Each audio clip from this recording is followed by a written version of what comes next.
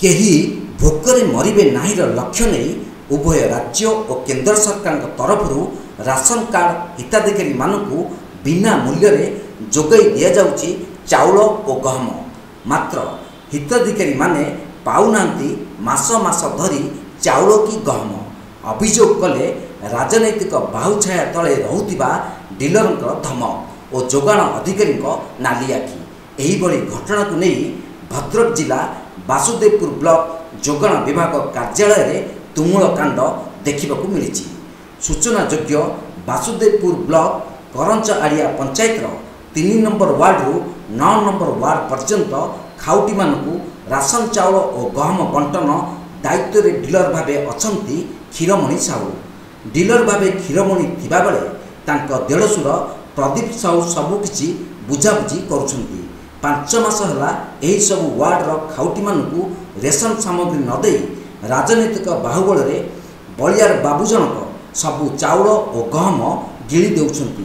परे हिताधिकारी माने एने जोगाण विभाग अधिकारी निकट में अभियोग जणाइथिले भी जोगाण विभाग अधिकारी अजय कुमार दास को अजब जुक्ति मागणा चाउल पाउच एते व्यस्त कहीं। पर यही घटना को नहीं ताती उठिथिले करंच आड़िया ग्राम पंचायत आसीथिबा महिला माने। पाटितुंड और परिस्थिति अणायत हेबारु वासुदेवपुर थाना अधिकारी सावित्री पंडा सदल बड़े ब्लॉक जोगाण विभाग कार्यालय रे पहुंची थिले। केउ परिस्थिति रे 5 मास धरी गहम और चाउल दिया जाउनथला और एबे काहेकि 3 मासर चाउल दिया जाए 2 मासर चाउल कटा जाउची से नहीं कौनसी स्पष्ट उत्तर एमआई अजय कुमार दास देई पारि नथिले।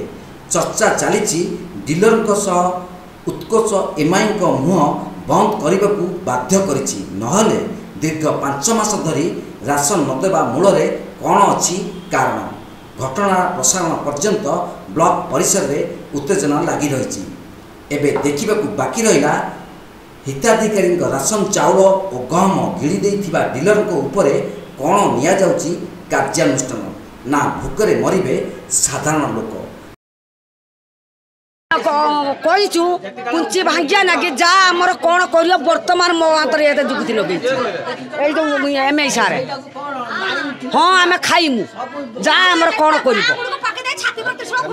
हाँ बर्तमान मत कहले जा आमर कौन कर आम 5 बारी चाउल पाई पारना फेब्रुआरी मार्च 2 बारी चाउल बाकी अच्छी प्लस जुलाई अगस्ट सेप्टेम्बर 3 मास आखि नहीं आखि नहीं से 2 बारी चाउल दबा जो आम अभियोग कलु से 3 बारी चाउल से दबाई राजी होती किंतु आम 2 बारी चाउल किमिति पाइबु से आम काली अभियोग करके मीडिया डाकिकी ताला पकई एमआई सार कौन मा हकदार जे आज एमआई सार कहते आम ताला भांगिकी ताने हूँ आम चाउल दियो जदि सार से एमआई सार चाबी भांगिकी ताला भांगिकी चाउल दबाई कहते ताना आज एमआई सार मो सांगर चलते ये क्षीरमणि साहू ता देढ़सुर हूँ प्रदीप साहू से हूँ क्षीरमणि साहू डीलर ता ना डीलर ता भाई वो ता देढ़सुर हूँ से दौर चाउल कहते चाउल मुझे आनी ना से हूँ मो सैट खुलानी मो देह भल थी मो मेडिकल आगर कहला सैट खुला होता आम कहलु सब सरपंच सैट खुला तोर कौन डीलर वाला सैट खुला तोर कौन सैट खुलानी फेर कहला मो देह भल थी मो मेडिकल थी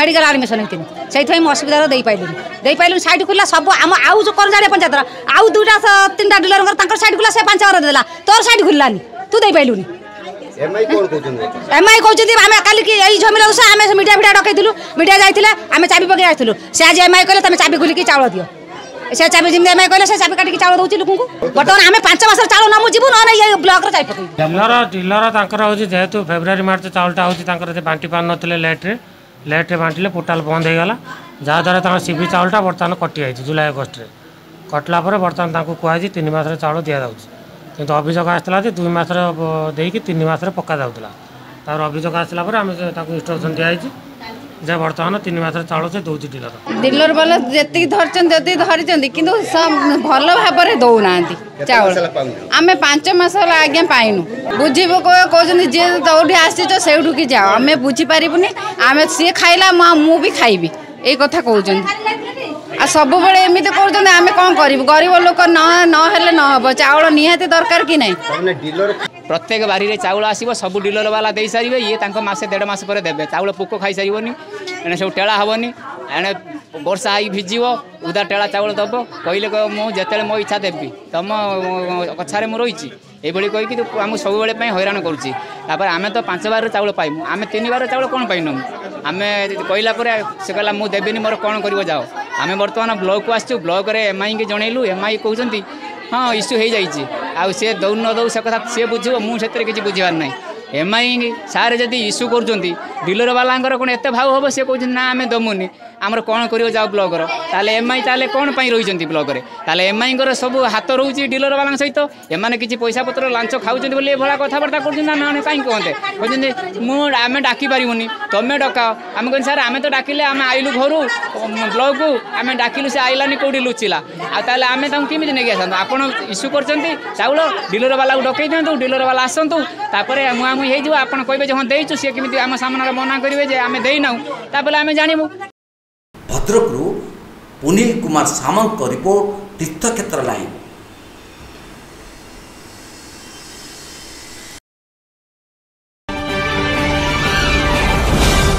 ଭଦ୍ରକ ଜିଲ୍ଲା ବାସୁଦେବପୁର ଅଞ୍ଚଳରେ ଚୋରା ମଦ କାରବାର ସାଙ୍ଗକୁ ନକଲି ମଦ କାରବାର ଦିନକୁ ଦିନ ବଢ଼ି ଚାଲିଛି।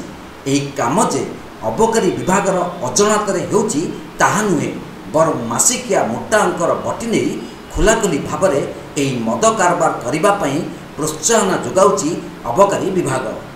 ଝିଣ୍ଟିକା ମାରି ବଣି ପୋଷିବା ପରି କାଁ ଭାଁ ଲୋକ ଦେଖାଣିଆ ରେଡ୍ କରି ବାହା ନେବାକୁ ବସିଛି ଅବକାରୀ ବିଭାଗ। ଘଟଣାକ୍ରମରେ ଆଜି ଜବତ ହୋଇଥିବା ନକଲି ମଦ ଘଟଣାର ଅଭିଯୁକ୍ତମାନଙ୍କ କହିବା କଥା, ସେମାନଙ୍କୁ ଏହି ମଦ ବେତଡ଼ା ଅଞ୍ଚଳରେ ଥିବା ଏକ ସରକାରୀ ଦେଶୀ ମଦ ଦୋକାନରୁ ଯୋଗାଇ ଦିଆଯାଉଛି। ଯଦି ଅଭିଯୁକ୍ତମାନଙ୍କର ଅଭିଯୋଗରେ ସତ୍ୟତା ଥାଏ, ତାହେଲେ ଅବକାରୀ ବିଭାଗ ଅଧିକାରୀ କାହିଁକି ବେତଡ଼ାଠାରେ ଥିବା ସରକାରୀ ଲାଇସେନ୍ସ ପ୍ରାପ୍ତ ଦୋକାନ ଉପରେ ଚଢ଼ାଉ କରୁନାହାନ୍ତି? କାହିଁକି କହୁଛନ୍ତି ଏହି ମଦ ଆସୁଛି ପଡ଼ୋଶୀ ଜିଲ୍ଲା ବାଲେଶ୍ୱର ଅଞ୍ଚଳରୁ? କାହାକୁ ସୁରକ୍ଷା ଦେବା ପାଇଁ ଏହିଭଳି ନାଟକ ରଚନା କରୁଛନ୍ତି ଅବକାରୀ ଅଧିକାରୀ ମହୋଦୟ? ଏହିପରି ଚୋରା ମଦ ବାସୁଦେବପୁରର ଗଳିକନ୍ଦି, ଏପରିକି ମହିଳା ମହାବିଦ୍ୟାଳୟ ଛକଠାରୁ ବାସୁଦେବପୁର ପରିବାହାଟ, 4 ଛକ ଏବଂ ଅବକାରୀ ଅଫିସଠାରୁ ମାତ୍ର 100 ମିଟର ଦୂର ତାରିଣୀ ଛକଠାରେ ବିକ୍ରି ହେଉଥିବା ବେଳେ ଅବକାରୀ ବିଭାଗର ନିଷ୍କ୍ରିୟତା ଏହି ଚୋରା ମଦ ମାଫିଆମାନଙ୍କୁ ଅଧିକ ସାହସ ଯୋଗାଉଛି। ଯେଉଁ ଢଙ୍ଗରେ ଜହର ମିଶାଇ ଅପମିଶ୍ରିତ ନକଲି ମଦ ବିକ୍ରି କରାଯାଉଥିଲା, ଯାହାକୁ ପିଇ ଆଜି ଅବକାରୀ ବିଭାଗ ଜବତ କରିଛି। ପ୍ରକୃତରେ ସେ ମଦକୁ ପିଇ ଯଦି ଲୋକେ ମୃତ୍ୟୁ ମୁଖରେ ପଡ଼ନ୍ତି, ସେଥିପାଇଁ ଦାୟୀ ରହିବ କିଏ? ଚୋରା ମଦ କାରବାର କରୁଥିବା ମଦ ସମ୍ରାଟ ଗୁପ୍ତା ଭଦ୍ରକରେ ଆରେଷ୍ଟ ହେବା ପରେ ଲାଗୁଥିଲା ଦେଶୀ ମଦ କାରବାର କରୁଥିବା ମାଫିଆମାନଙ୍କ ମନରେ ଛନକା ପଶିଥିବ। ମାତ୍ର ଆଜିର ଏହି ବିପୁଳ ପରିମାଣର ନକଲି ମଦ ଜବତ ଘଟଣା ସମସ୍ତଙ୍କୁ ଚକିତ କରିଛି। କିଏ ସେହି ମାଫିଆ ପଣ୍ଡା ନନା ଯିଏ ଚୋରା ମଦ ବେପାରୀଙ୍କ ଘରେ ଯୋଗାଉଛି ଏହି ଦେଶୀ ମଦ, ନା କେବଳ 3 ନକଲି ମଦ ତିଆରି କରୁଥିବା ବ୍ୟକ୍ତିଙ୍କୁ ଗିରଫ କରି ହାତ ଝାଡ଼ି ବସିଯିବ ଅବକାରୀ ବିଭାଗ?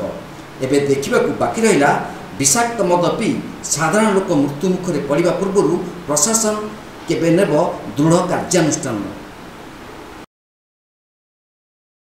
आमको उपरिस्थ अफिसर जी अबकारी कमिशनर महोदय एवं आमर जिलापाल महोदय को निर्देश क्रमे जिला अबकारी अधीक्षक श्री प्रदीप्त दास महोदय नेतृत्व में एक टीम गठन करा जायथिला। ये टीम रे आमर इन्स्पेक्टर दिलीप कुमार नायक एवं मु ये नेतृत्व नहीं जे आम बारंबार से नकली मद प्रति आम नजर रखिलु, किंतु आज भोर भोर तांको धरिबार आम सक्षम होइछु। तांको पाखरु गुड़ाए नकली आस्काफुटी मद एवं मेलोडी एवं तार पंचिंग करिवार सरंजाम जे कि सिरिंज द्वारा पंचिंग करथला एवं नकली विदेशी मद भी जबत कराई। भद्रकरू पुनिल कुमार सामंत को रिपोर्ट, तीर्थक्षेत्र लाइव।